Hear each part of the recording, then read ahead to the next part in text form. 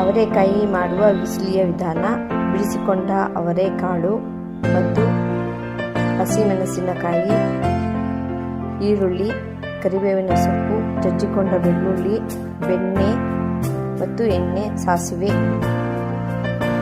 ಒಂದು ಕುಕ್ಕರ್ನಲ್ಲಿ ಎಣ್ಣೆಯನ್ನು ಹಾಕಿ ಸ್ವಲ್ಪ ಎಣ್ಣೆ ಹಾಕಿ ಕಾಯಲು ಬಿಡಿ.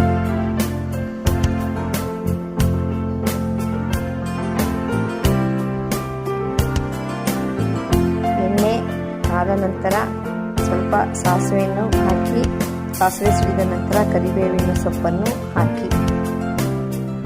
ಕರಿಬೇವಿನ ಸೊಪ್ಪು ಹಾಕಿದ ನಂತರ ಹೆಚ್ಚಿಕೊಂಡಿರುವ ಈರುಳ್ಳಿ, ಹಸಿಮೆಣಸಿನಕಾಯಿಯನ್ನು ಹಾಕಿ ಸ್ವಲ್ಪ ಬಾಡಿಸಿಕೊಳ್ಳಿ.